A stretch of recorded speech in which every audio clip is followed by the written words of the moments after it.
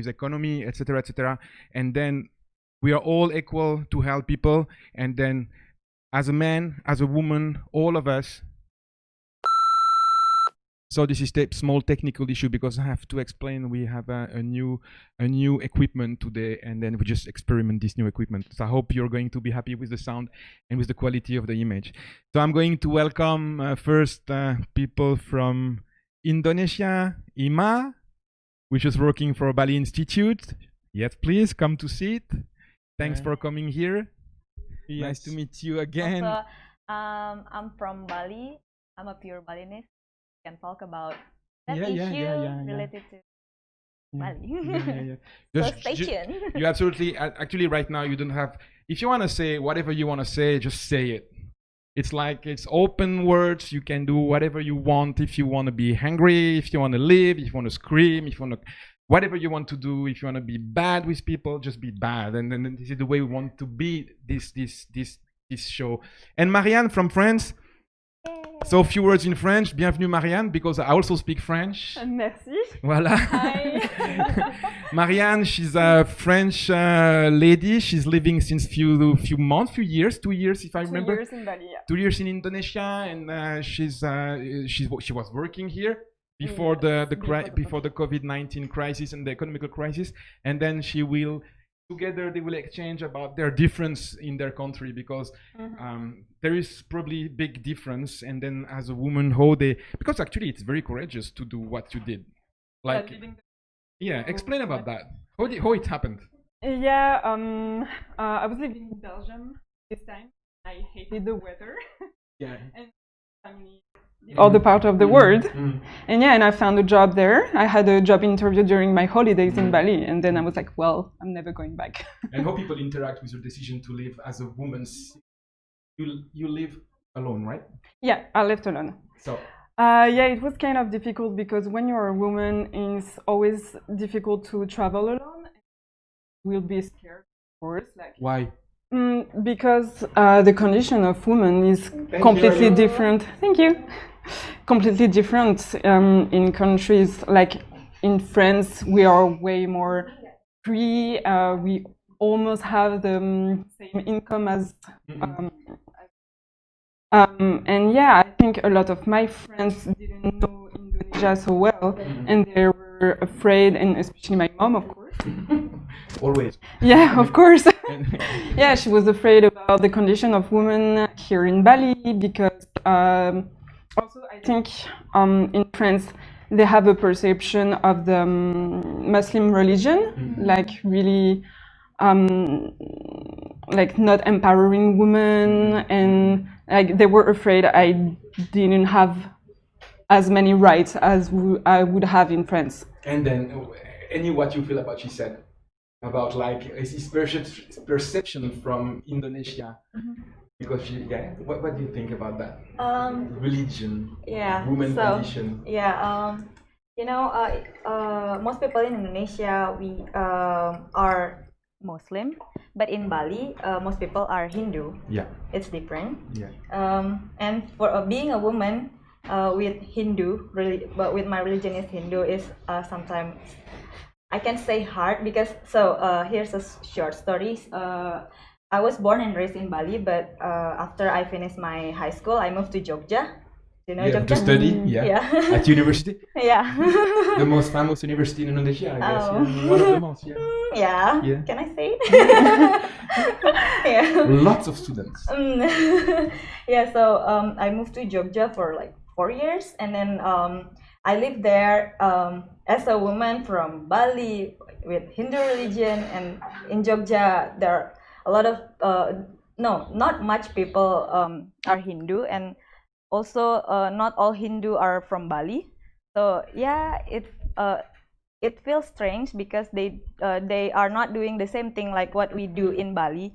We usually in Bali so Balinese people believe that a woman should have the power to be able to make offerings, to do offerings, like it is for a woman in Bali.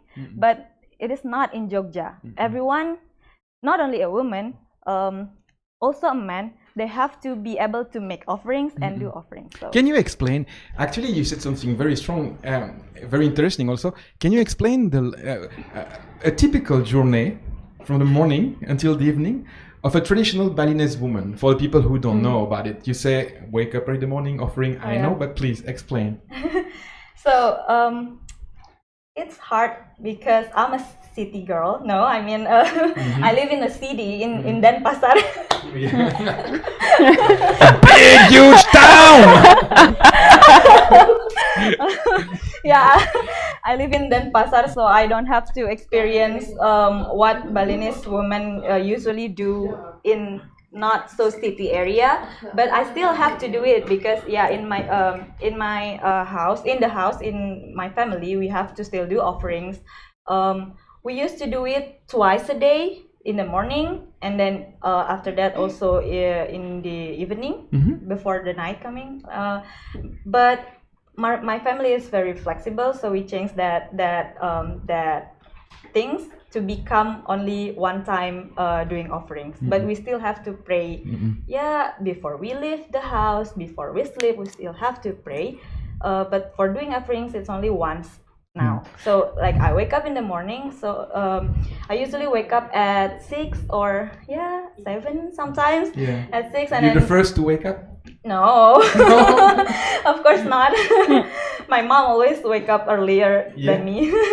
I wake up at 6, and then I do workout, and then I make offerings like the one that we make using banana leaves. Banana leaves. And then canang is the one with flowers. And then after that, I'm not going to do offerings because it's usually my brother's job. Wow, very modern, yeah. I just have to make it and then leave it, and then I go shower and then go to work, and then that's it. And in Jogja, Marianne, after we ask you something, but in Jogja, when you were in Jogja as a Balinese, facing or meeting with some Muslim people as a woman, did you feel any difference with them, like, or maybe even the men, or all the people were looking at you as coming from as Hindu woman coming to a big town? Did you feel something different as a student? It's a question. At first I was like, oh my god, I cannot live here. I have no family there. I have friends, but I have no family. I feel like I'm a stranger here. And also in Bali, we have our temple inside our house, but in Jogja, I have to go out for like 30 minutes or could be an hour to have to be able to pray in a temple, in a real temple. But what makes me feel amazed is all the people which are not from the same background as me. They are Muslim, or some people are not Christian, because in Jogja there are a lot of people coming from other places and go to pursue study in Jogja. Can you speak on the microphone, please? Oh, wait, where's the microphone? Okay, I'm sweating here. It's a lot hot because there are two. Yeah, we're tanning here.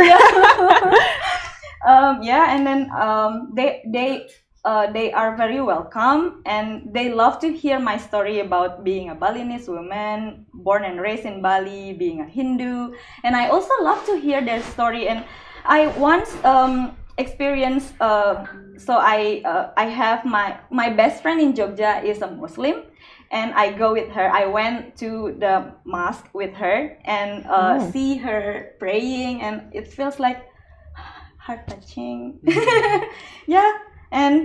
It's good. And you feel more free as a Hindu woman in Muslim area, or I think you're too close to me. Sorry, can you put some more aircon? Can I drink the coffee first? Bisa diturunin AC-nya tuh. Makasih. Got super hot with the spot. As a Balinese Hindu woman in Jogja, which is a very Muslim area also. Do you feel about the masculine population? like young girl, did you feel something like people, how the men were watching you or thinking about you were different or not? Oh yeah, interesting question. Yeah, Jogja is one of the area in Indonesia with the highest Muslim, you know, and then Jogja is also very cultured. They believe that people should go out with the cover soldier with pants, long pants, and you know Bali always wear bikinis everywhere, wear shorts and things like that. And I used to be like that when I was in Bali. I mean, I go out with shorts and blah blah blah, and I still bring it to Jogja. And yeah, at first people are looking at me like, oh my God, what are you doing here wearing shorts and wearing uncovered Seriously, soldier? like that? Yeah, you feel that? I feel like that. I mean, they didn't say it, but they look at me like, you know what I mean? It's very powerful, but because when you say they just look at me, but it's already a lot. Yeah, you know? Yeah, it speaks a lot. But I feel like so here's like one of the motto that I believe, because I have experienced my life in Jogja. So when you have to like believe in the culture that they are believing. So it's like wherever you are, you have to also believe in the culture that they are the local people believing. But you have to believe or have to follow? I mean, yeah, follow. Follow the rule. This is very different than the situation in France. Yes. This is very. Maybe we can directly interact with Marianne about how people are. I mean, it's very interesting because race and gender are very linked. Yes. Actually, we talk about the. You know, it's like very quite similar. And then how, Marianne, did you react what she said, what she was feeling like, women looking at her with a... Yes, but I've been living in big cities in France as well, and I could feel the look of the guy, especially like we have a lot of problems of catcalling in France when you walk in the streets, like every 5 meters you get harassed by guys. And yeah, I feel like I completely agree with you that can you give right example what can happen in Europe, in France? Oh, you get insulted in the streets all the time, and yeah, if you wear a skirt or shorts, people like will look at you, and they will call you a slut, and like if you don't reply to them, they will get even more aggressive, which is fucked up. Do you feel uncomfortable? Oh yeah, of course.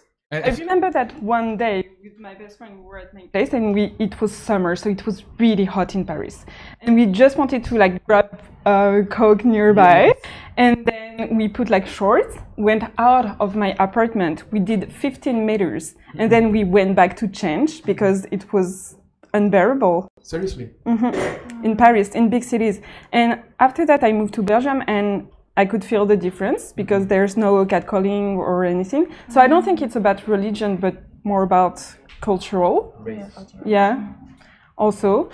And yeah, I feel like you have to respect the religion and yeah, the country. Like, and I feel so much more safe here in Bali, and I can wear anything I want, which I really loved, and also why I wanted to move to Bali, because I felt so much more free as a woman here than I was feeling in France. This is mainly, like, seriously, one of the reasons you left France, except to have some other experiences abroad, but like, it was a reason for it was a reason to leave France. It's very strong, actually. Actually, the bad attitude of people in Europe makes you leaving the country, and not only politics. No, not only politics. What you was doing in France before living in Indonesia?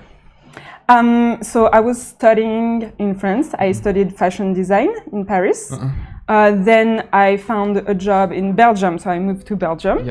And even if it's a French-speaking country, the culture is really different, and I've never been catcalled in Belgium, and I felt, way more free also than I was living in France. And yeah, the only problem was the bad weather. But in Europe right now, tell me if I'm wrong, there is a huge movement about. It's about feminism. We have to call it like that. Yeah, about feminism, which is very nice, which is very cool, and we hopefully there is this kind of movement leading by very important women, by very important people. Do you think it's like where it's come from, this movement, like all this manifestation, these people moving on the street, women and men mixed together, because you don't have to be a woman to be feminist. No, you don't have to be a woman to be feminist, thank God. But yeah, I think like it comes from women, obviously, because we're getting tired of this. Like, fed up. Yeah, completely. Yeah. So I think they speak more and more. You know, we are having more voice in the government and everything. And now, like, I think it was 4 years ago they made a new regulation that with catcalling, the guy will be fined.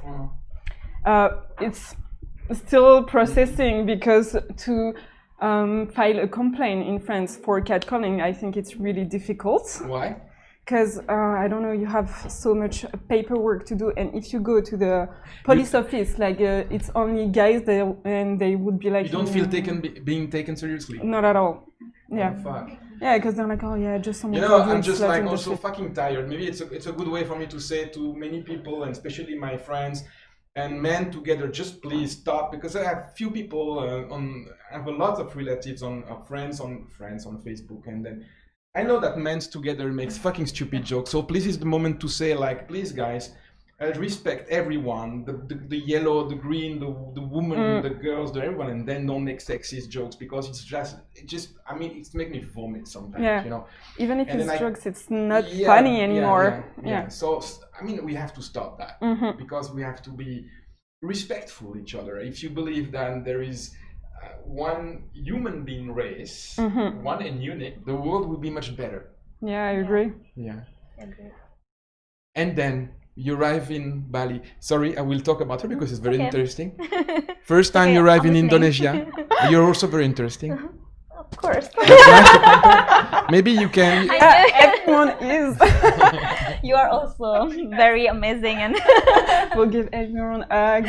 So you see the look you have on your country, on the bad habits of the men, and the problem with the race, and but not only men as well, like even women. I think women has a perception of other women that will contribute to this behavior of men, because. I remember that day we were harassed on the street with my best friend, and one of the first reaction of one of my girlfriends was like, "But what were you wearing that day?" And this contributes to the behavior of men. And I was like, "Are you fucking serious?" Yeah. Like, you because cannot actually say you that. can wear whatever you want. Yeah. If it's your decision. Yeah, and if a guy rapes a girl, it's not because she was wearing shorts. It's because he's a rapist. So I will be avocat du diable. I don't know how to say that in English. Devil advocate. The devil advocate. Yeah. You said something very interesting, and I agree totally with you. We should be able to wear whatever we want to go on the street, but it's not the fact. No, unfortunately not. In France, in Europe. No, you cannot. You cannot what? You cannot wear whatever you want, because you like know what? That, like short skirts. No, like really. Oh yeah, like also veil, like religious sign. Yeah. Except if you're Christian. Christian, it's okay. You can wear a big cross. Yeah. No one will say anything. But if you wear a veil or a burqa, you'll get fined, or you get looked in the streets. But it's forbidden actually in France, right? Yeah, it's forbidden now, burqa. Yeah. The veil you can wear it, but burqa is forbidden. It's been 3 years now, I think. Yeah, and I think that's fucked up, because it's there's this how do you say that? This racism against Muslim people, you know, and racism. Yeah, racism. We can also call that ignorance, because completely. I'm Muslim. Oh, My name is Muhammad Ali, no Muhammad Yusuf, but Muhammad Ali, because I love Muhammad Ali.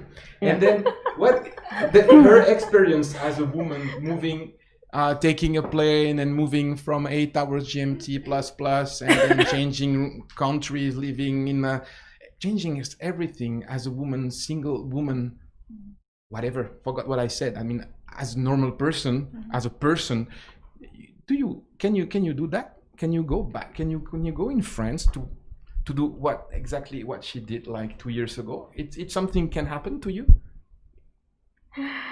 Yeah. What? Yeah. I pay you the flight ticket. No, forgot. We have the record, please. No, wait.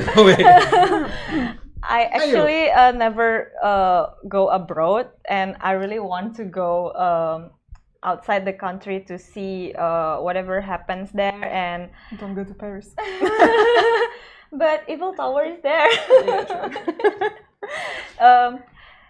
I don't know. Maybe if I was there 2 years ago, I think I'm gonna feel the same thing. I'm gonna experience the same thing like what you experienced. Because I used to live in Bali, where I can wear anything I want, everything I want, like shorts, tank tops, or something like that, and then go there with my behavior in Bali. Maybe I'm gonna get catcalling or things like that there. But that things happen in Indonesia also, yeah? Yeah. It's difficult for you, like as a young, pretty woman to go back, young, pretty woman to go back alone at night from a place to another with your motorbike can be dangerous, right?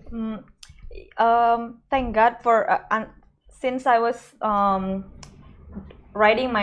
since I started riding my motorbike and go at anywhere I want in Bali by myself and go back at night, I never got like bad experience, because I like what Marianne said, that I have to cover my body every time I feel I want to go out, because I don't want people to catcalling me or do things bad to me. So yeah, I have to know what I have to do to prevent the things to be happening. You were aware about that, you know about the things can happen, so why you take some precaution. I have, so it's better to. And what can fill your family, your friends, your relatives if suddenly you say, oh, dad, mom, sister, brother, friends, family in Bali are very huge. I'm going now to live in Europe for 2.5 or 3 years. I think they're gonna be sad. Just sad. Because sadness is normal in this case. Yeah, because I'm 25 years old now. It's old in Bali because You're seriously what am I then? My God. maybe we can cut that, Henri. Yeah. No, this is like, sorry, I will start again from the beginning. Today we welcome a very old woman. She's 25. Marianne, how old are you? Oh, I don't even want to say now. 10 years, okay. I'm an old lady now. And a grandma? Yeah, definitely. My God. Where's my wheelchair? No, you're still so young. But Bali is like normalized age to get married. To get married is like 25. Oh, When nice. you're 20 when you're 25, you gotta be marrying somebody or things like that. So my mom and my dad will be like, you have to get married. Why do you have to go outside the country? Why do you have to?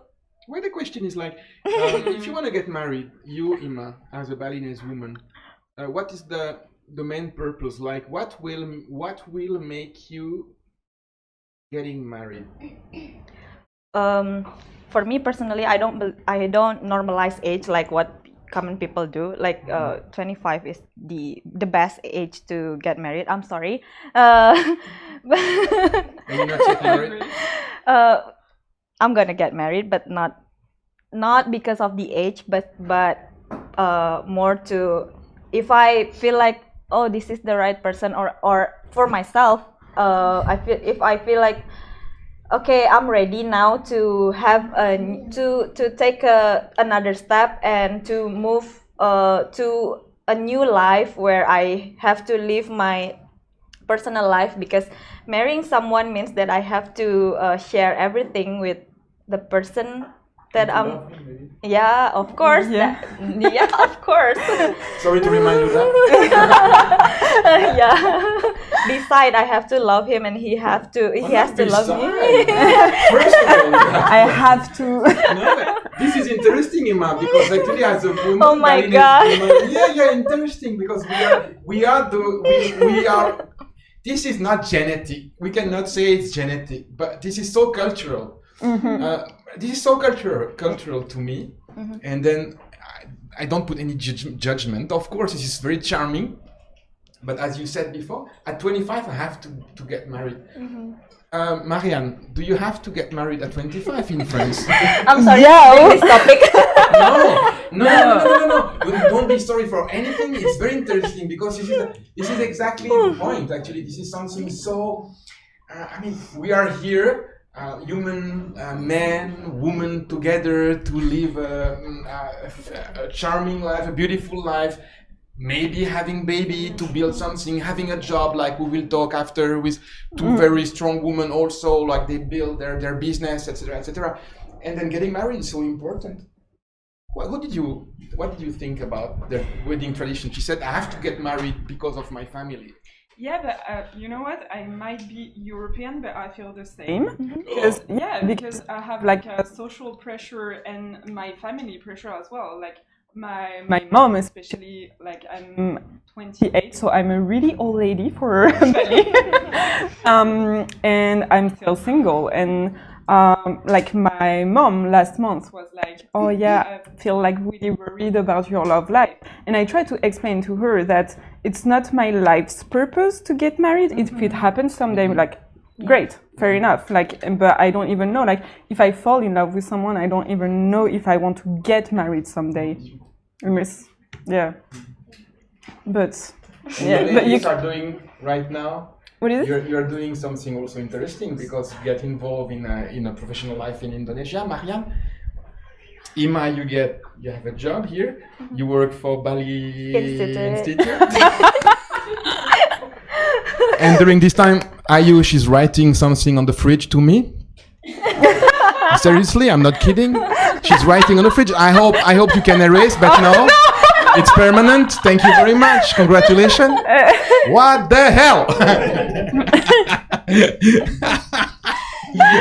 Just use nail remover. Okay. No, So let's talk about 2020. This year, March, bad shit happened. Bad luck or bad shit or whatever we can call that. It's bad. Oh, it's fucking bad actually. And then you ladies, Marianne, Ima, Marianne, French, Balinese, and all people here around who helping the foundation and Bali Institute. I got it, bro. Give me 5. No, seriously, give me 5. Yay. Because I'm so proud actually. Twice. Yeah, I'm so proud of you. You are giving your time. And you are giving your time because you are giving your time. Let's talk about that. You guys, you ladies are volunteering. Yeah, I've only been volunteering for a week now, which is really new, but I really wanted to give my time because I know the situation is shitty for me right now, but I know that there's a lot of persons that are in a worse situation as I am. So I really, like, I have a lot of time right now because I lost my job, and I lost my job. You lost your job? Yeah, I lost my job. Why? Because of the pandemic. Yeah, that's okay. I'm so sorry about that. Yeah, that's okay. Well, shit happens. Shit happens. Yeah. So now I have a lot of free time, and I really wanted to do something useful and helping people, like in Bali, and preparing goodie bags, and yeah, I feel better. It's also for me as well. Like I'm not gonna lie, but yeah, it feels good to help people. You ladies were here like 2 days ago, and it was amazing to see all those kids talking, helping us with you. Yes. So charming. You know? Oh yeah. With the fairy dress. But you say something interesting. You said, "Oh, but I'm only doing volunteering for 1 week." So just a small reminder: there is people 80 years old, they never give their time for someone else. So it's like doing something. Even you give your time 1 day in your life for helping a good cause or something. It's already something. You know? Yeah, true. So it's really amazing. Thank you very much. You're welcome. And you, Ima? But you're not volunteer for Bali Institute. Yes, I'm here representing Bali Institute. Yeah. Yeah. Okay. So let's talk about Bali Institute 2 minutes. Omo, Okay. what they are doing? Yeah, so Bali Institute is an educational travel organizer. We've been partnering with Fair Future Foundation since years ago. We usually. Thank you, bro. You. Yeah. Oui, ni aqua masuk. So, what is this? Apa ini? Ay. Arak. Whoa. Say something to this lady? No, thank you. Thank you. Thank you. And So we've been partnering with Fair Future Foundation since years ago. We usually bring our groups to do discussion and have presentation from Fair Future Foundation and On the field also. yeah. And COVID-19 had to make us cancel all of our programs in 2020. So we don't want to stop doing things. So we try to find organization that do something like addressing issue that related to COVID-19, and we found Fair Future Foundation and Kawan Baik doing making bags and give it to the people that need help. And yeah, we already joined the CCC since the chapter 2, and then we still continue doing this thing until this chapter. So yeah.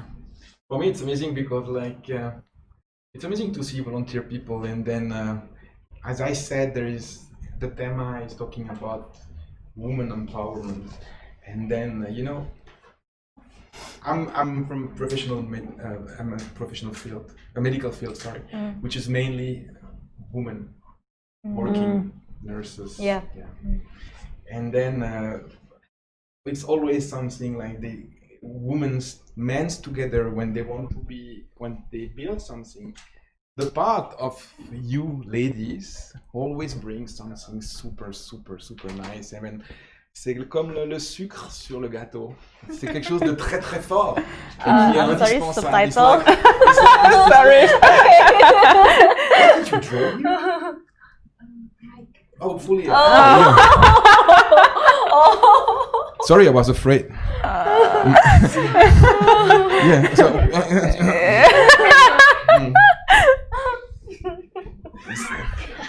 the mic. Yeah. Yeah, CCC too. You ladies came to help, and you also came to the field, and then to help to give the bags on the field with all the friends from Bali Institute. Yeah. And amazing how we get involved all together, or the communion together, and then it's for me also the moment to express my gratitude, and the gratitude from Kawan Baik Indonesia and Fair Future Foundation, Fair Future Switzerland, Fair Future Indonesia right now, also to Bali Institute for their help, because it's just amazing what you guys and ladies are doing. Thank you very much. Thank you very much. We are going to welcome 2 women. One of them, she's a manager event in Uma Seminyak, and Disur, she's the founder and owner of Kunang Jewelry. She make me a big sign. But before introduce her in this huge stage, I have a last question from you. Ima, Marianne, you didn't build something here. You just work for someone, right? Yes. How do you think it can be easy or difficult to a woman, Indonesian woman, coming from Indonesia, to build something, a company, to be a leader, a director, a manager of a company in here for you? What do you think can be the issues, the difficulties? Well, if you're a young woman in general, in every country, I think it's really difficult for people to take you serious. And yeah, that's a shame. And you have to work a lot, and even harder when you're a woman. Yeah. Even harder? Yeah, even harder than a man. Give me, how come? This kind of thing I don't understand. I see it. I totally agree, 100% agree with you. But it's so difficult to understand why. I mean, you know. Yes, but because I think for now, still now, a lot of heads of companies are still men. And they tend to don't take women for serious, especially if you're young, and if you go to like suppliers to negotiate prices, it's, I think, even more difficult.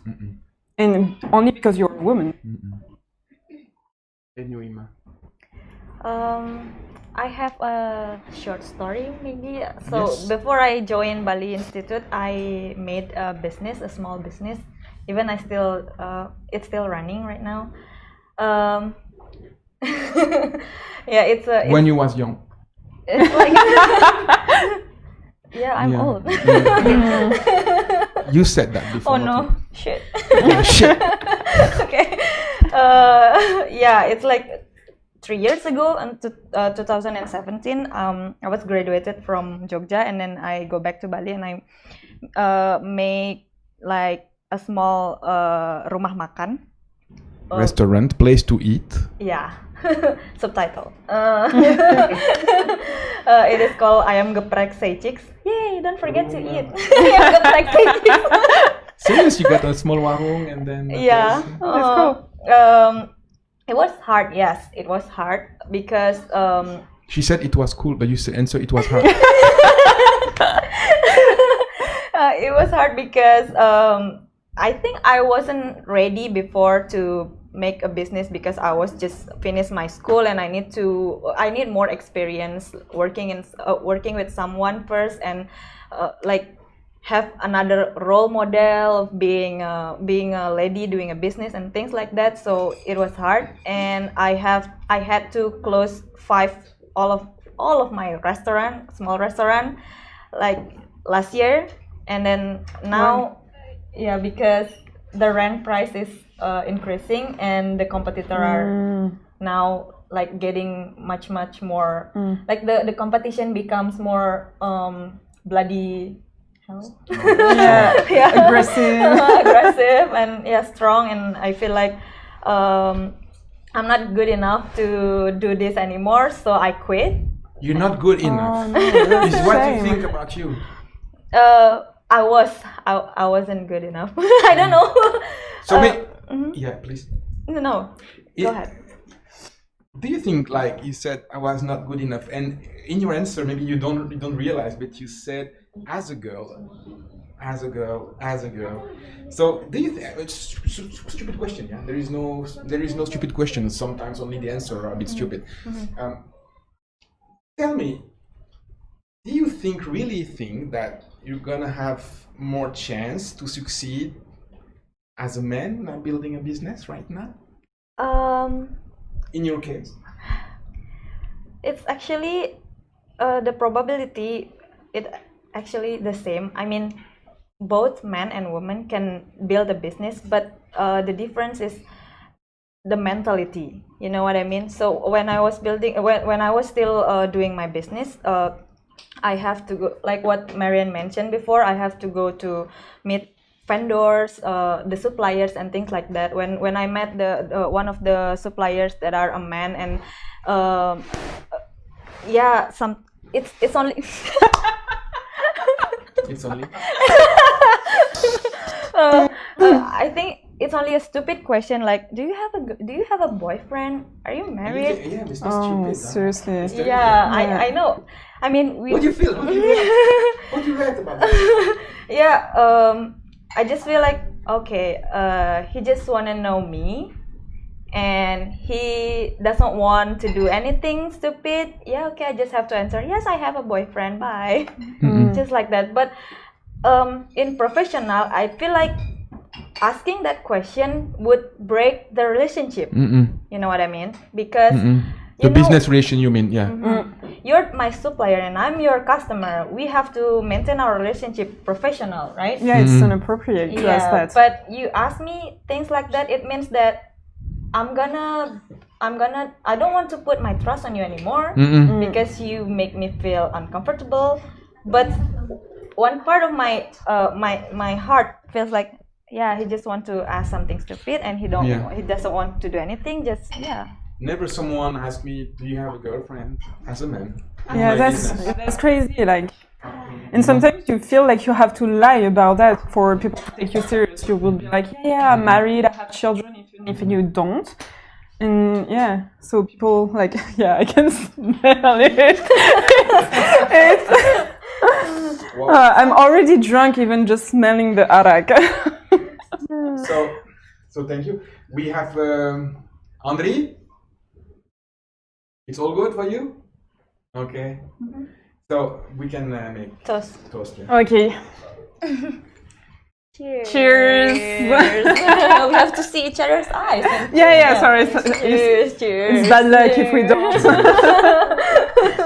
And about like, as I introduced before, I said like being the difference between, I mean, the consideration people put on the woman and especially the men. But as it's really nice from you to remind that there is not only men who are acting so badly with women. Even women. Yeah. Like, as you said, guys can be feminist. And the contrary is also true. Like women can also be sexist. Yesterday I talked with Elisa, and Elisa reminded me something. She said something super strong to me, and she said, Alex, can you imagine to be a woman black in America right now? It's something like okay, we can just remove the color and the country. If you're a woman with different color or different region anywhere in the world, it seems, it's not, I'm not here to say it's like that, but it seems super difficult to have something, to succeed in something, to go to university or something, you know? Yeah. In America, if you're black and woman, yeah, good luck with that. Yeah, good luck. Yeah. Good luck. So in France, if you're a woman and Muslim or Arabic, not even Muslim, if you're Arabic, if you look like Arabic, you mean? Yeah, exactly. It's I think it's tough in every country if you're a woman and a minority. Yeah. A woman and a minority. So so actually, Muslim is the majority. Here in the world. Oh yeah. Yeah, but in the country, in the country where you live in. Yeah. But we forgot that point actually, like, and also we always talk about culture, and you said I'm Hindu in Bali, which is the culture is so different. In France, the culture is also very different because the French, maybe you don't know, but like. Yeah. There is a lot of immigration in the 50s from North Africa because of the colony, because of the occupation also, and then so we welcome this kind of difference, different people. It's difficult to talk like to use good words like you know without to we have to be careful, stepping on edge. Yeah. And then right now, okay, but we have to learn to live all together and being one. Yeah. That's what I love in Bali, actually. Like, have a mosque and then a Hindu temple and then a church like just nearby. But me, I don't experience that. I don't have the same. There is some difference also to me, and then especially here in this program, COVID-19, CC1, CC2, CC3 in Bali, because you know you have to be Balinese to receive help from the government. You know what I said. Oh. And then this is this is also something bad, and we have to say no, it's bad, and you don't have to do that. Because we are one race. We are not different races. There is people who are more dark, have more tan than us because they have more sun. That's it, in my opinion. So the judgment I have here is like difference. There is problem in Europe, and as there is also a big problem here about difference in races. Yeah. Okay. Sure. Yeah. If we could learn from everyone, that would be great. You know, instead of stigmatize. Yeah. And during this time in the economic crisis, I talked with Ayu last night, and then Ayu remind me something like very specific to woman who makes me almost like, not tears in my eyes, but feeling like vomiting and fucking shit, you know. In Europe, in Switzerland, in everywhere, when you ladies will when you will get married, Again. if you're not too old, Inshallah. Inshallah. you one day maybe you probably will get pregnant. Oh yeah. Yeah, that's the Yeah. nature. And then you will 9 months after, or maybe earlier, you will have the most beautiful things happen in your life. You will give birth. Yeah. In Europe, as in Indonesia, when you give birth, you can stay at home for a while and you get your salary. Yeah. But right now in Indonesia, they are talking about cuti melahirkan, yeah? Yeah. They want to remove this advantage for women. It means they will give birth and then they will not receive anything from their boss. Yeah. Yeah, that's fucked up. Yeah. That's fucked up. Mm-hmm. What do you think? What do you think about that? Do you feel that's right? Do you feel it's right? It's okay? Why about this sensitive topic?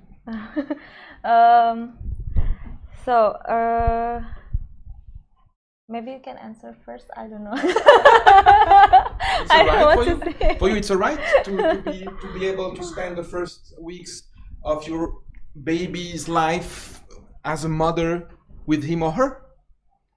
Yeah, I want to, like, if I get pregnant someday and if I give birth, yeah, it's like your body is going through a lot, so it feels normal for me to have maternity leave and to get paid during your maternity leave. Absolutely, I agree. It's like it's independent from your decision, and like only women can get pregnant, so like you have no choice. So do you? Arnold Schwarzenegger was pregnant Oh, okay. in the movie. Yes. And the father was Danny DeVito. Yeah, maybe he was a hippocampo. Yeah, the only exception that comes from the rules. It's true. Okay. But yeah, so the government is saying to you, you either have to choose to have a career or give birth and have children. So no, you can be both actually. Yeah. And if they don't want that, well, maybe they should give like paternity leave as well, you know, like the father can take care of the children at home as well. Like, why only the mother? I agree. Okay, ladies, we are going to go through. Yeah. Thank you so much. Thank you Yeah. for having us. Marianne, we are going to say good luck to you because you're going back to France. Yes. You're going to unfortunately. swim until there, I guess. You're going Or by back. trottinette or by trolley, by what? Yeah, I'm trying to get a plane. So I'll rent a boat, I don't know, like. Wow. And now we are going to see in here on the big screen, you can see here.